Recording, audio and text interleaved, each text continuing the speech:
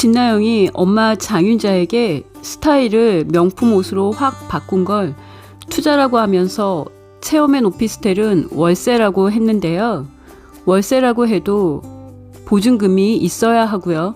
숨막꼭질에서 하차당해 백수인 진나영이 무슨 돈으로 오피스텔 월세를 낼 돈을 구했을까요? 한 벌에 몇백만 원씩 하는 명품 옷은 무슨 돈으로 샀을까요? 집이 망해도 한 푼도 내놓지 않고 진수지가 다 해결할 때까지 아무것도 하지 않은 진나영인데요.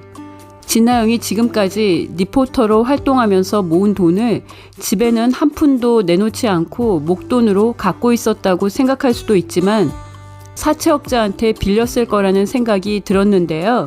진나영이 한현성과 결혼하기 위해 명품 옷으로 휘감기 위해 거액의 사채를 빌렸고 사채업자에게 쫓기게 될 가능성에 대해서 이야기해 보려고 합니다. 진나영이 진수지와 인연을 확실하게 끊고 한현성을 유혹하기 위해 또 가짜 사과 쇼 연극을 아침부터 마당집 근처 공원에서 진수지를 불러놓고 합니다. 진나영 너무 영악한데요. 진나영 악행이 다 밝혀지고 진수지가 해대병원으로 복귀를 해야 하는데요. 김마리가 30년 갖고 있던 이혼 서류를 한진태 원장에게 들켜서 김마리는 현재 이혼당하지 않으려고 한현성의 지원 사격까지 구해야 하는 상황이라 한현성이 어떤 유혹에 빠졌는지 파악할 여력이 없고요. 한 원장은 현성이 오피스텔에서 계속 지내려는 이유가 진수지가 아닌 다른 여자 때문이라는 걸 같은 남자로서 눈치를 챘습니다. 그러나 해대병원에 사직서도 내야 하고 한 원장 역시 바빠서 한현성 일에 신경 쓸 여력이 없습니다. 그럼 누가 진나영의 악행을 밝혀내서 속 터지는 시청자 마음을 달래줄까요?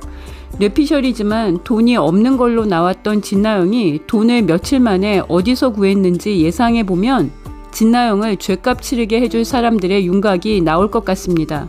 진나영한테 돈, 오피스텔 보증금 내고 명품 옷 사고 한현성 유혹하기 위해 요가 학원 다니고 경비로 쓸 돈을 높은 금리로 빌려준 사채업자 혹은 한진태 원장 일가에 뒷조사를 해서 진나영에게 정보를 제공하고 있는 심부름센터 사람들일 걸로 예상합니다. 채우리는 공황장애에 번아웃까지 온 수지를 치료하고 병원에 복귀시켜야 한다는 생각에 에너지를 다 쏟고 있어서 진나영의 악행을 밝히는 데는 신경을 쓰지 못하고 있습니다. 공원에서 진나영이 진수지에게 사과쇼 하는 걸 목격했으니 조금은 달라질 거라는 예상도 가능합니다. 인생 우습게 알고 쇼쇼쇼 열심히 하고 있는 진나영 좀 누가 혼내줘야 하는데요. 김마리와 한진태가 본인들 이혼 문제로 바빠서 뇌피셜 예상을 해봤습니다. 수지 맞은 우리 42회에서 진나영은 진수지에게 전화를 해 만나자고 했습니다. 이유는 한현성이 진수지와 진나영의 본가, 즉 진장수의 집에서 술을 먹고 있다고 엄마 장윤자가 알려줬기 때문입니다.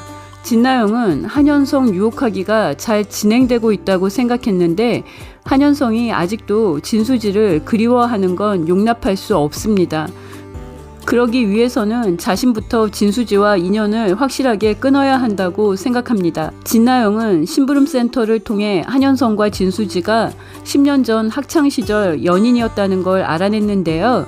나영은 위로라는 꽃말을 가진 개 양귀비꽃을 한현성에게 전달하는 데 성공하고 전화번호까지 받았습니다. 한현성 유혹하기가 생각보다 쉽고 빠르게 진행되고 있는데 이때 다시 수지가 나타나서 현성의 마음을 사로잡으면 낭패입니다. 사전에 진수지가 한현성에게 돌아오는 걸 막아야 한다고 생각합니다. 한현성을 유혹하는 데 성공해서 연인이 된 후에는 가족들에게 한현성의 이름도 몰랐고 뭐하는 사람인지도 모르고 사랑에 빠졌다고 거짓말할 계획입니다. 그래서 한현성에게 전화번호를 받으면서 쿨한 척하며 작전대로 이름을 알려주지 않았습니다. 이번에는 철저하게 진수지와 상견례까지 갔던 한현성을 내 남자로 만들어서 27년 동안 진수지에게 느꼈던 패배감을 승리로 완성하고 싶습니다.